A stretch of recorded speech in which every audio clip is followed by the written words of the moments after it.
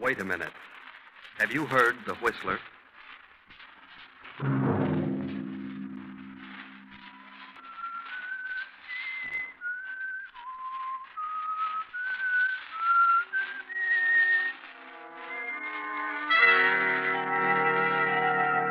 I'm the whistler.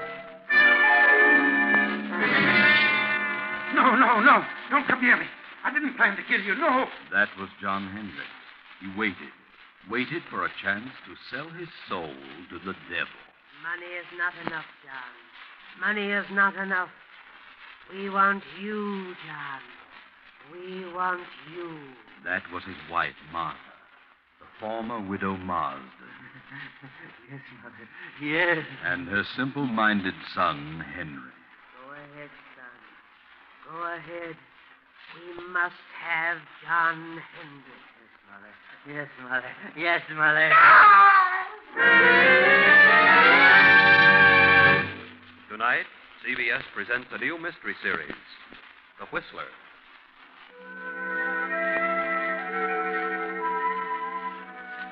And I, the whistler, know many things, for I walk by night. I know many strange tales, many secrets hidden in the hearts of men and women who have stepped into the shadows. I know the nameless terrors of which they dare not speak. And so I tell you tonight the strange story of Retribution. Gaze up this muddy, rain-splattered road. A small, lonely stone building appears against the lightning-streaked sky. The dismal courthouse of a southern village. The village of Marsdenburg. It is nearly midnight. A trial is in progress. A murder trial. John Hendricks is on trial for his life. The state versus Hendricks. Killed his wife and stepson. He killed his wife and her simple-minded son, Henry, for the $10,000 in cash she kept in her big house on the outskirts of town. Open the door.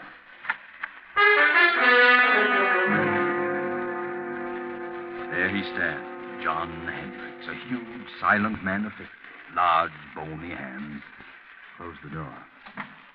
Well, what do you think? Does he look like a murderer? The prosecutor is closing his argument. Ladies and gentlemen of the jury, it has been proven that Mrs. Hendricks had no current bank account. It has been proven that she did have a large sum of money which she kept on her estate.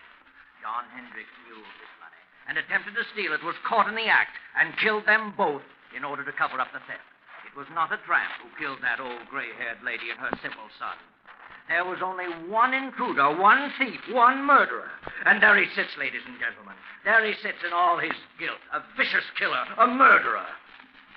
There is only one decision for you to make. There is only one penalty that can erase from this countryside the stigma of this fiendish crime. One penalty for this axe murderer, John Hendricks. And that penalty is death. The state rests. Gentlemen of the jury, have you reached a verdict? Have you reached a verdict? Your Honor, we, the jury, due to lack of more complete evidence, find the defendant guilty of murder in the second degree.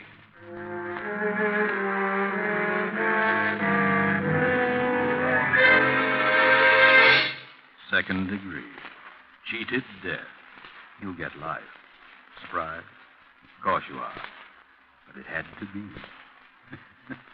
Yes, it had to be. I know. John Hendricks, stand up. Yes, John, stand up. Face the court. Watch him now. He's on the speak. John Hendricks, I wish to state that I am not in accord with the findings of this jury. However, there's nothing for me to do but sentence you to the state penitentiary for the remainder of your natural life.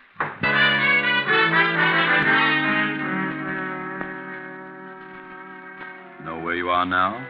Recognize that huge, sprawling stone structure with the high walls around it? State penitentiary. How much later? 10 years. John Hendricks is in there. He has a number now. It is 1013. Let's go through the gates. Up the steps. down the corridor. Here we are in cell block 2. Night again. I just turned in.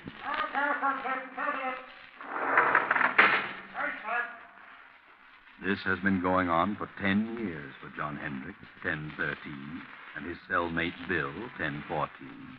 Bill, 1014, is a gangster, or rather, he was. But he's changed during the 5 years he's been here. Bill has decided to go straight if he ever gets out, which is very doubtful. But he holds no resentment, has become more or less happy. Bill started reading here, philosophy and so forth. He's changed. But what about John Hendricks? Oh, no. Not Hendricks. Because he has a plan.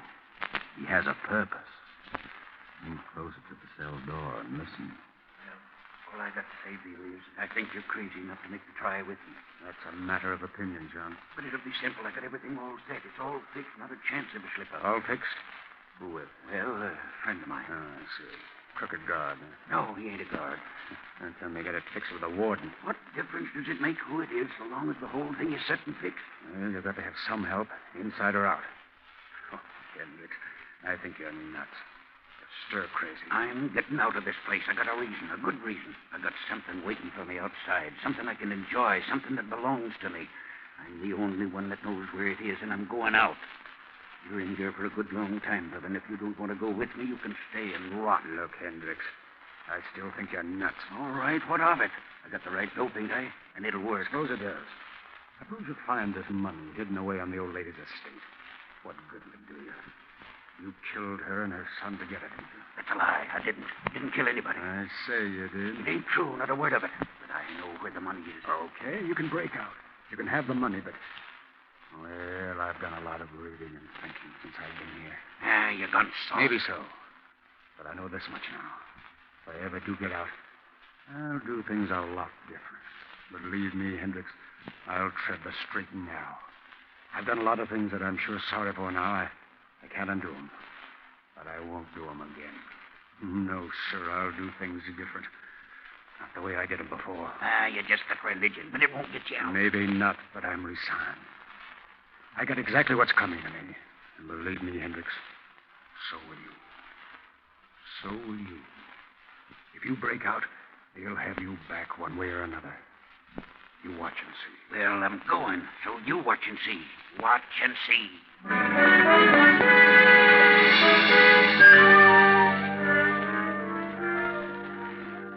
Now, another storm. Another night, a lonely country road, a car. We're in the south. That village we passed a few miles back, that silent, sleeping village, was Marsdenburg. Yes, Marsdenburg, remember? That small, lonely stone building was the courthouse. The courthouse where John Hendricks was tried and convicted. We're on the outskirts now, on a lonely road. A young man is driving the old car, and there's a girl beside him. Motor trouble? Well, there, just ahead, a light. Yes, it's a little crossroads store. Pull in. There's a light, but I don't see anybody. Oh, it's closed. We better drive on. I guess you're right. Evening, folks. What's your trouble? We're having motor trouble. Oh, is it? What are you doing driving around on a night like this? On our way west. Mister, is there an inn or something around here where we can stay for the night? An inn? Yes, there's a place about 8 miles up the road. They'll probably put you up. There's a sign on the left-hand side of the road. Can't miss it. This road's pretty bad when it rains. Gotta be careful or you'll find yourself walking. Thanks. We'll try. Good night. Good luck, mister. You'll need the luck.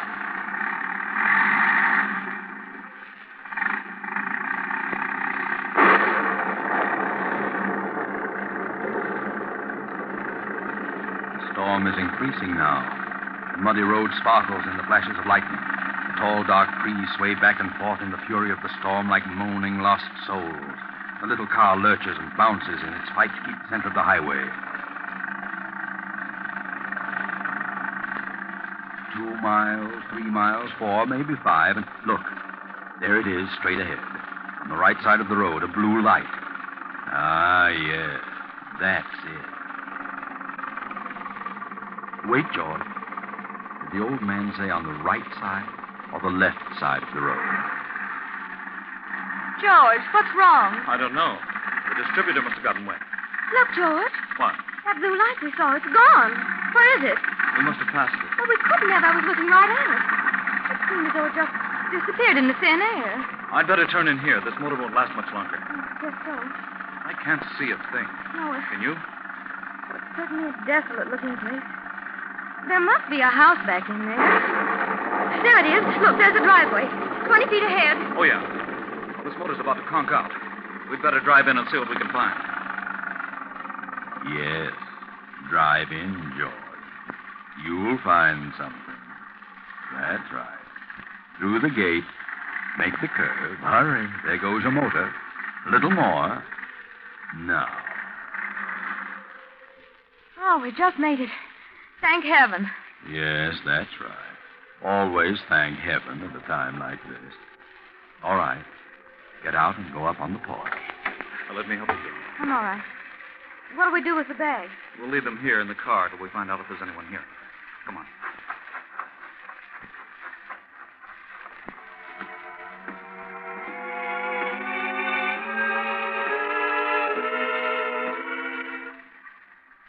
You see a bell? No. Can't see a thing. Gee, this place looks completely deserted. I don't think anyone lives here. I don't either. Let's go.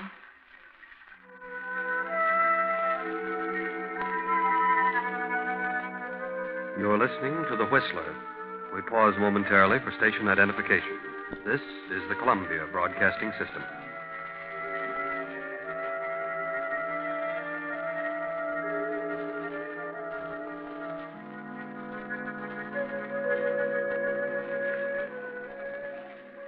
George, let's don't knock.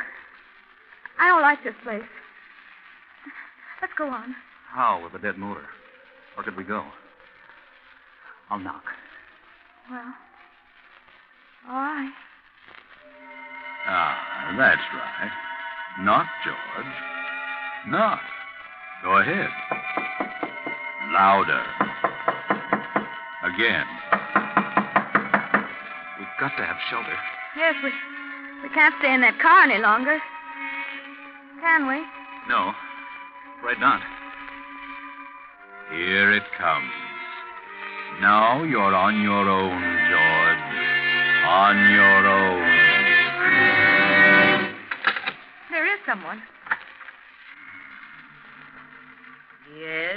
Oh. Good evening. What is it? Well, you see, our car... Yes, our car stalled. And we can't go any farther, and it's such a terrible night out that we thought we could stop here for the evening. Stop here. Why, yes, we saw your light and... Light? What light? Why, the little neon out in front. There is no light. Well, have you a room? Yes, there is a room. Well, could we come in? I mean, it's awfully wet out here. You may come in if you wish. Oh, thank you. Well, this is quite a relief. We were afraid you'd closed up for the night, especially when all the lights were out. Are the lights out? Yes, you see. Huh? Of course the lights are out. Oh, I didn't know. You do take tourists. Do we? Oh, yes, that's what they told us. Who told you? Well, the old man at the little store back at the crossroads. Little store? Yes, at the crossroad about 5 miles back. You know where the crossroad is, don't you? There is no store at the crossroads. There isn't? No. I see. Look, madam, would you mind turning on the lights? I can't see a thing. We have no lights here. No light? Give me a flashlight, gentlemen. She means there's no electricity. No. There is no light here. Well, throw the flash around. There must be a lamp. No. Don't make a light. We see well in the dark. We? Who's we? Is there someone else in the house? My son. Oh, he's going to bed? No. He is standing beside you. Beside who? You. Son. Yes, Mother? Oh! Gee, give me that flashlight. Got it. You got it. Oh, yeah. How long have you been standing there, Bub? Since you came in. Is that so? Well, I didn't see you. You make a noise like a spook. Who are you? What is your name? George Kimball. This is my wife, Joan. We're on our way west with travelers. Travelers? So are we. What? Quiet, son. Quiet. No, let him talk. He's quiet enough. How long have you folks been living here? We lived here all our lives. Say, how about closing the door? Is the door open? Why, of course it's... What? George! Now, take it easy, Joan. Don't get excited. Now, look, madam, there's a candle on that table over there by the fireplace. Is there? Yes, and if you don't mind, I'm going to light it. Please don't. Oh, wait a minute. If you want us to stay here, we insist that we have some light. You want us to stay here, don't you? Do we? Do we, son? Yes, Mother. What are you looking at me for? Yes, Mother. Without light? Yes, Mother. George, let's go. I don't want to stay here tonight. This place doesn't look good to me. There has been no good here for many years. See what I mean, George? I don't get it. You don't seem to want us, yet your son does. How do you make any money that way? We don't make money. You don't? You mean you haven't had any guests lately? No, not for many years. Well, you can't expect any if you act like this. But we do expect it here. Don't we, son? Yes, Mother. Well, he certainly has a surprise coming. Yes, he has. How many rooms have you? There are many rooms, but only one. Only one? That doesn't make sense. What do you mean? Only one for guests. You mean only one equipped? Yes. Well, then if you've got it reserved for this guest you expect, what are we going to do? There is an inn farther along the road. They have rooms. They will take care of you. It will be best for us. Our distributor got wet, so our car won't run. Where is your car? Right there at the foot of the steps. I see no car. You don't?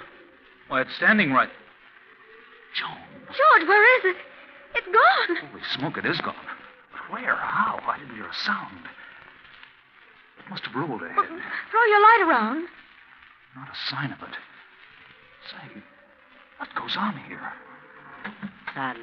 Yes, Mother. You move the car. Yes, Mother. I understand, son. I understand. Wait a minute. Your son moved it? How could he? The motor won't even run. And even if it would, we didn't hear a sound. No sound. How did you move it? I don't know. Oh, that's a fine thing. Here we are in a place where they don't want us and no way of leaving. Well, you've got us on your hands now. You'll have to make the best of it. No, George, no. We'll leave. Nonsense. This is all silly. Come on, let's have some light and cut out the monkey business. Wait. Son, what have we decided? Yes, Mother. We decided yes. Very well. If you wish. If you wish, you may stay. Stay until... Until when? All night? Yes, Mother. If you wish. That's better. That's more like it. Now I'll light this candle. There we are. George, look. Well, look at the dust and the cobwebs. This place looks deserted, like an old cellar. Well, how about the room? Do we get it, or are the guests we're expecting? There is another room that will do, perhaps. Well, could we see it? Yes. And by the way, how much do you charge? We charge nothing. You charge nothing. Nothing. Sounds silly, but it's right for us. We're running short anyway. Well, let's see the room. Very well. It is upstairs. After you, madam. No. You go first. Very well. Come on, Joe. Bring that other candle. Come, son. Follow me. Yes, Mother. I never saw so much dust. Well, they must like it. You know, nice clean dust. That room at the head of the stairs. Why, this room was well furnished. Is this the room reserved for your expected guest? No. But you said you had only one room furnished. Who sleeps here? I stay here now. I see. Or do I? It's a nice, soft bed. It was always comfortable. We'll leave you now. Come, son. We must leave them alone now. Yes, Mother. Leave them alone. Good night. Good night. You will lock your door? Huh? Oh, yes. We'll lock it. Goodbye. Say, did she say good night or goodbye? I don't know. I thought she said... She did say goodbye. Golly, what a screwy outfit. I wish we hadn't had car trouble. That's what we get for trying to drive in the storm. How much money have we left? Not much. Just enough to get to Los Angeles the way I figure. Once I get there, I know there'll be a job for me. We'll make it, don't worry. You'll see me in a nice job in Hollywood. I'm not worried about seeing you in Hollywood. No? No. I'm just worried about seeing you in the morning.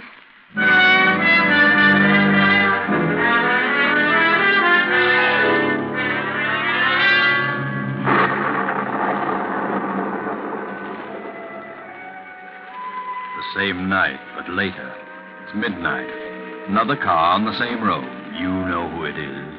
It's John Hendricks. You know where he's going. He turns in at our deserted mansion, up the driveway, and stops. He steps out. Slips up the steps, opens the door, and throws his flash about the dusty room. Cobwebs glisten in the beam. A few moments, and the light comes to rest on the fireplace. He steps quickly to the mantel, draws a small hammer and chisel from his pocket, and sets to work removing a brick. Now he's finished. The brick is loose. He reaches in and withdraws a heavy yellow envelope. He starts to put it in his pocket, but suddenly freezes in his tracks. He can't move.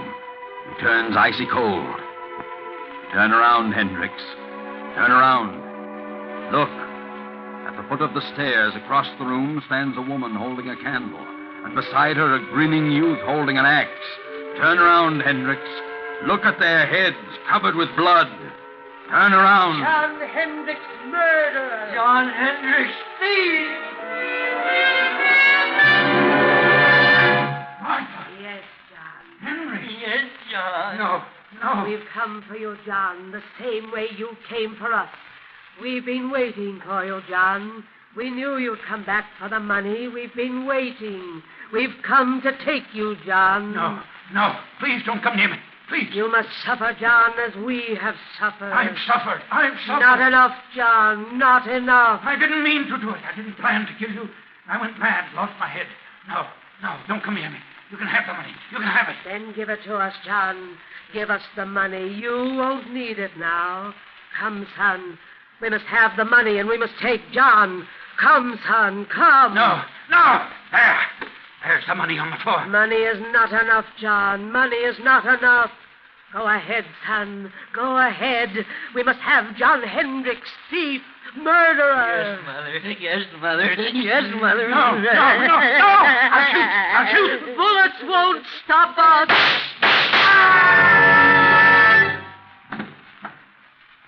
Good Lord, George. What was that? I heard a scream. Downstairs. So did I. And shots. I'll open the door. It must have been downstairs. I don't see a thing. Here's your flashlight. Great Scott. Look. A man down there on the floor. Come on.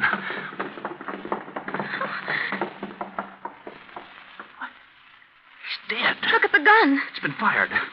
But I don't see a mark on him. Let's get out of here. I'll say, come on. No, you don't. Stand where you are. George! Cops. What's going on here? Hand over that gun. Thanks. What are you doing here? Why, we're stopping here. That is, we're just leaving. I can see that. Know this man on the floor? Know him? Yes.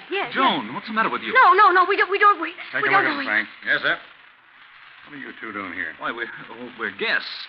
Yes, we're both guests. Guests? Who's guests? Why, guests, lodgers, tourists, guests of the old lady. What old lady? The old lady that lives here, the old lady and her son. You'll have to cook up a better one than that. What do you mean? Drive here?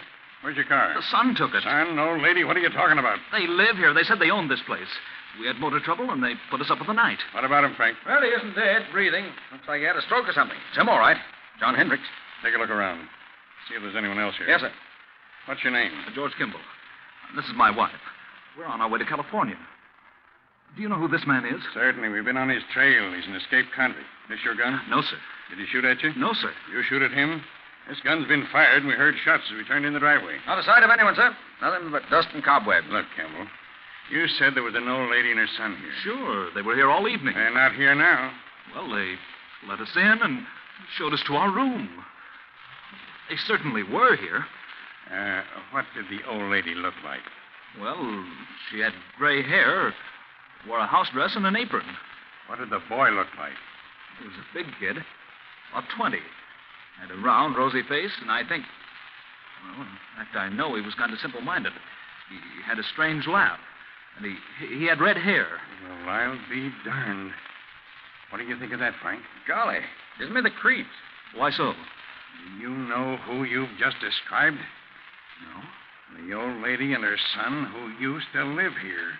Used to live here? Yeah. They were murdered here 10 years ago. What? Murdered? Sure.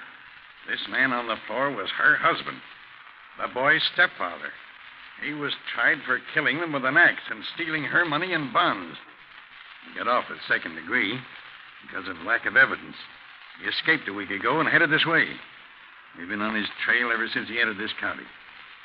So you see, Kimball, if there was anybody else here tonight, it must have been a figment of your imagination. This house has been deserted for 10 years. Oh, George. Good Lord. Look, Sergeant. Found this envelope on the back doorstep. It's the money. Well, what do you know? The money and the bonds. Old Martha Hendricks' money. That's why Hendricks came here. But where did they go? The old lady? No place. Because they weren't here, Kimball. Well, better get them out of here and back to headquarters. Oh, wait a minute. Don't leave us. We won't. You're coming along, too. Why? We need you for a day or two. All right, let's get going, Frank. Come on. But where did they go? We saw them. I know they were here. Well, you certainly described them to a T, but don't worry too much about it, you know. Things like this can drive you nuts. You know what I mean? Things like this sometimes just happen. You know what I mean? No. Well, oh, come on, let's go before I get the heebie-jeebies. What did he say? Things like this just sometimes happen? Just happen? Well, sometimes they do and can't be explained. But not this time. Oh, no, not this time. This can be explained. Remember John Hendrick's cellmate, Bill? Bill, number 1014? He can explain. He knows all about it because he planned it. Bill wanted the money. He'd learned all the dope from Hendricks. He sent his pals, the phony spooks, made up like the old lady and her son, to grab the money when Hendricks recovered it. Too bad they dropped it in their hurry to get away. Bill didn't want to hurt John. He wanted to scare him out of it. Remember? Bill, 1014, had changed. He said he'd never do things the way he'd done them before. And he didn't. Bill meant what he said. Good night.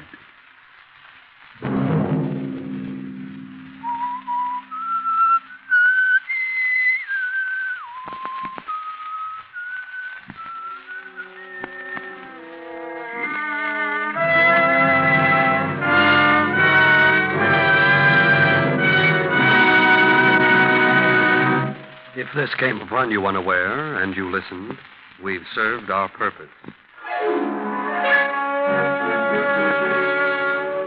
The Whistler, with original music composed and conducted by Wilbur Hatch, is written and directed by J. Donald Wilson and originates from Columbia Square in Hollywood.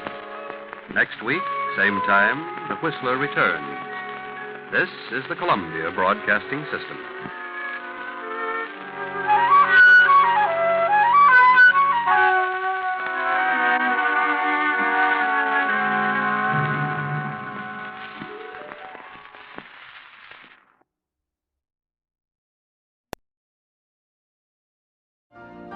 You've been listening to the OTR Gold Network. Find more classic radio at otrgold.com.